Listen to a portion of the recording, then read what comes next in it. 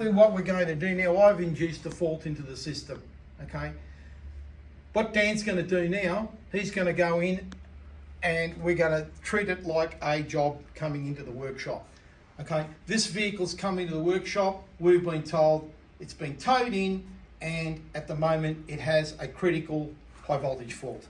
We don't know what that fault is, so no doubt our next move would be to bring it into our proper EV bay, which would be cordoned off. We would use our signs. First thing we would do is place our high voltage. For all intents and purposes, this vehicle is still powered, and therefore, because of the fault also, it is unsafe to proceed any further with anyone who's unauthorised. So it's in our safe bay. So Dan and I are both the authorised people. Dan's going to now do his first thing, is going to switch the ignition on and verify there's a fault. And as you can see, we've got a high voltage fault. It's come up on the dashboard and that's telling us we have read a critical fault. And if we tried to drive the vehicle right now or move it, it won't move, okay? So now he's going to do what he would do. Scan tools are the norm with these things now. So if you haven't got a scan tool, it's not going to work for you. The scan tool is incorporated into the machine here. We'll go into the diagnostics and we'll come up with a code. And our code is an inverter assembly malfunction.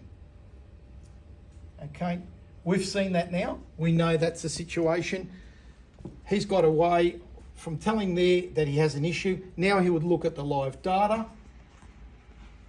Sorry, just go back in again. And straight away we'd look for a problem there. So from what we've learnt so far, what can you see the issue is there, looking at those voltages? Active discharge,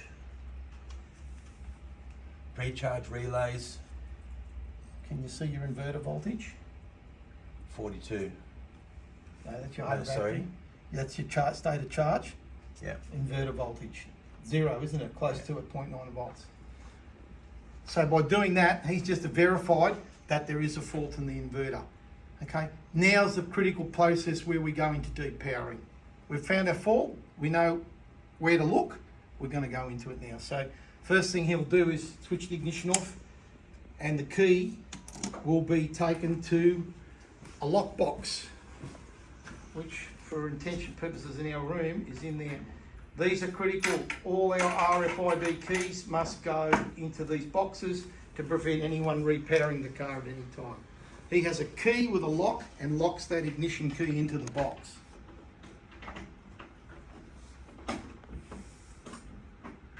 Our first stage in depowering these vehicles is to remove the 12 volt system out of the equation. So in this case, this would be our negative 12 volt battery lead. We would remove that from the vehicle.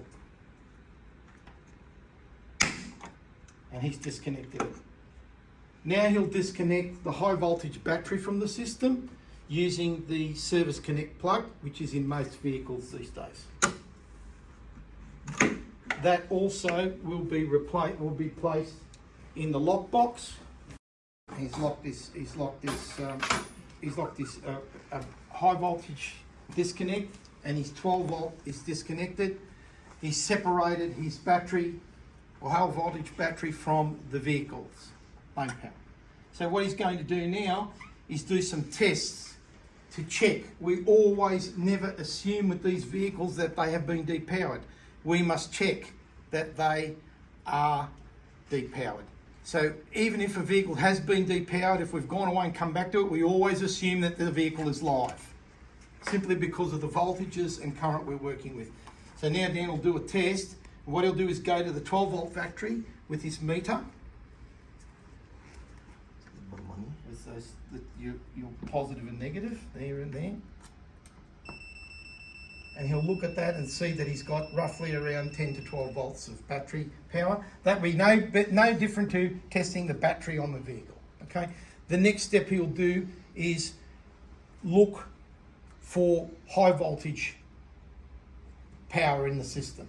Okay, we've got a fault in the inverter. In this case, we would test the shunt first because we want to know that the vehicle's depowered.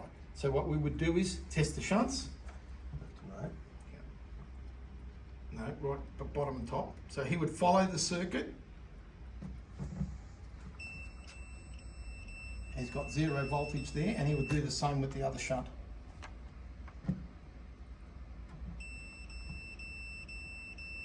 From here, he would go back to his 12 volt to verify that his meter is operating correctly. So that process is depowering. What he's done there, he's verified that his meter works, and he saw 12 volts. He's verified that he has no power in the high voltage system because he had 0 volts.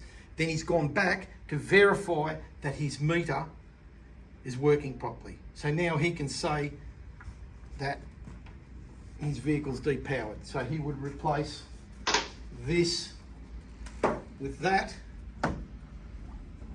and now we would say that the vehicle's safe to work on.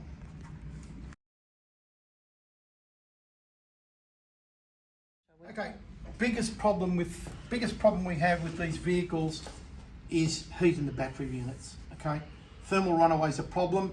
For those who haven't heard about it, read up on it. Pretty simple. Main thing with the battery units. This machine basically is a simulation of a battery unit in a vehicle, and this vehicle has a fault with high temperature in the battery in one of the cells. So we'll turn the ignition on. Straight away we've come up with a high voltage fault. Okay, I have a temperature gauge here.